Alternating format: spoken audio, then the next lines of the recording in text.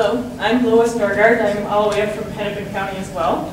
And I'm here as a volunteer chair for the Sierra Club North Star Chapter Forest Committee and the statewide membership. And I want to agree with what I've been hearing tonight by a few of the people that have spoken, that I do not believe this plan was based on science. It's got to be politics that is pushing this.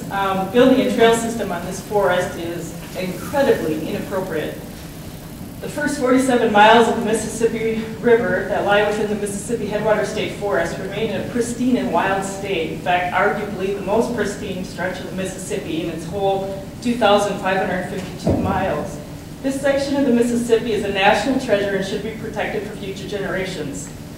These wild headwaters are designated as a wild river under Minnesota law, and that should allow special protections for this forest. We believe that this forest should be closed to ATV motorized recreation trails and should be designated as a federal wild and scenic river as well. The proposal here around ATV trail systems will have a major negative impact on the rich ecosystem in this watershed. This forest has incredible diversity of plants and animals, including many that are threatened, endangered, and of special concern status. Home to many different species that you don't see in a lot of the other parts of the state. Wolves, pine marten, fisher, bear, otter, you can name quite a list. The Mississippi Headwater State Forest is a treasure with boreal forests and vast wetlands, wild rice lakes, sedge meadows, boglands, approximately 95 lakes and ponds around this forest, and many miles of stream and river banks, stream and river habitat. In fact, most of this forest is riparian habitat. It's wetlands, it's sandy soils, and it's steep slopes. Not a forest where ATV trails could be maintained or should be supported. This forest presently offers a rare and fast disappearing recreational experience: silence, remoteness, solitude, not found in many other areas of the state as well. It has traditionally been an important canoe route and contains a rich history for the history of our state, the beginning or birth of our state. Not only should this forest be closed to motorized trails, but the Department of Natural Resources should address the requirement under Forest Stewardship Council's Certification Principle 9 and designate this as a high conservation value forest. The Mississippi Headwater State Forest is a unique example of the north central Minnesota ecosystem and should be protected under this designation. Thank you.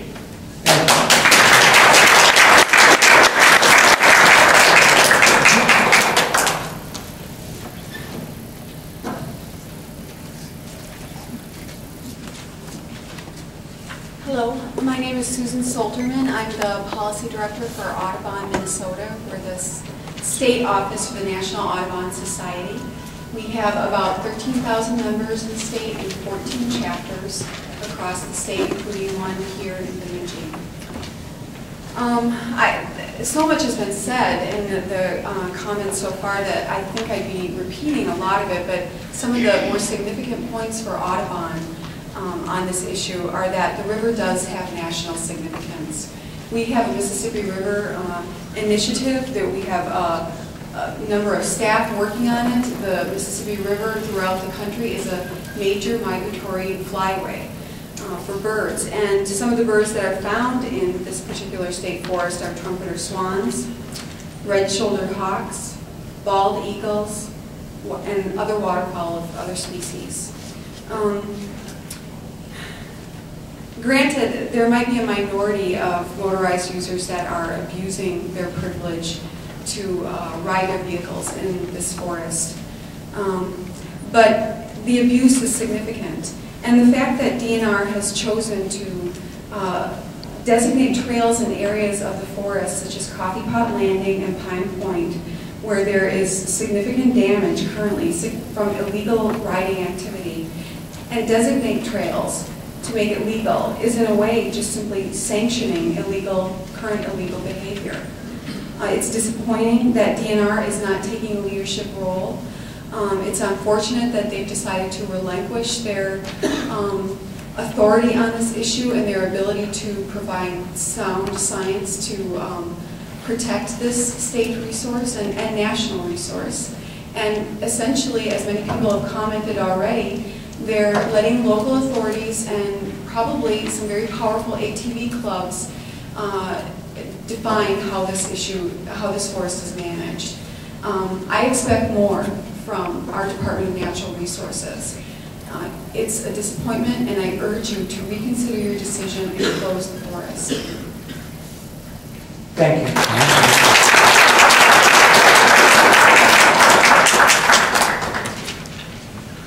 So why don't we go to anyone remaining at this point?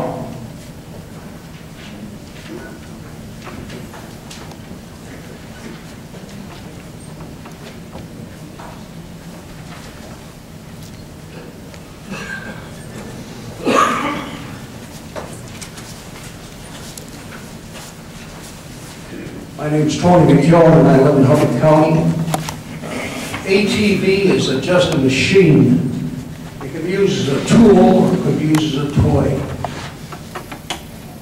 Unfortunately, about 3/4 of the people that use them as toys on public lands are basically outlaws.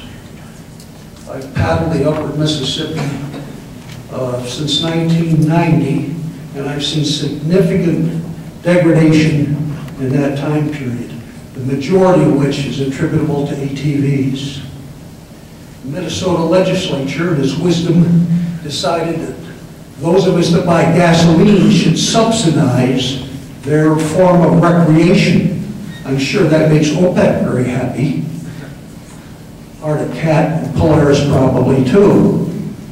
But I can't afford it. I can't afford an ATV. By the way, snowmobiles are accepted. But my position basically is there shouldn't be any motorized vehicles allowed on any public lands, with some possible exceptions. Like I say, snowmobiles excluded. We have a beautiful section of river up here. It's the last part of the Mississippi. It's really could be considered wilderness, I think. It really needs to be saved. Thank you. Thank you.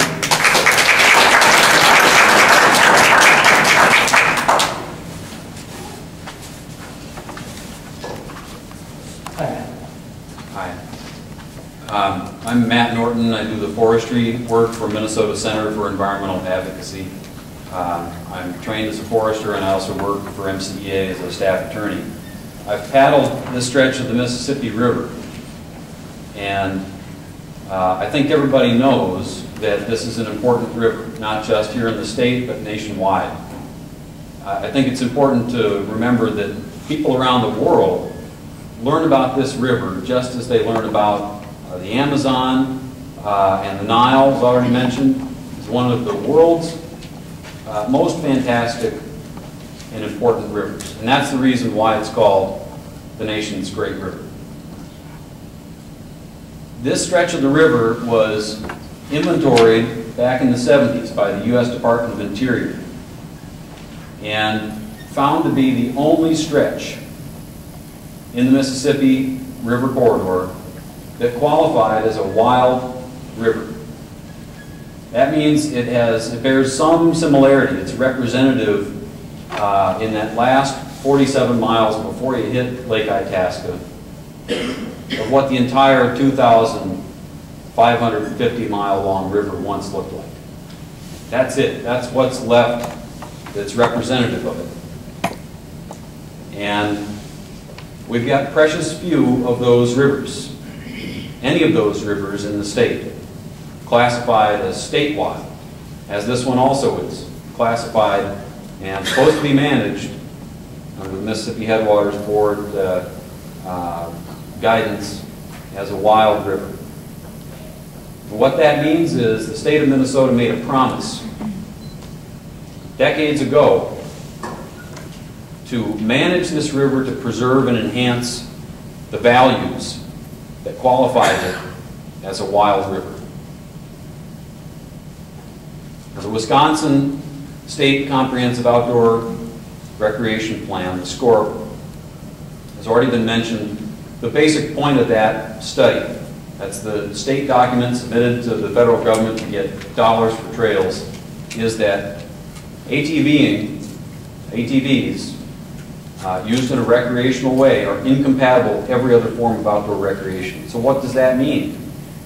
in this wild river, which is a place where people who want a high-quality experience can go to canoe. That means providing access for OHVs is taking away access from the people who have very few other places to go in the state to get that high-quality outdoor recreation experience. That quiet, the solitude, being there and seeing trumpeter swans or sandhill cranes.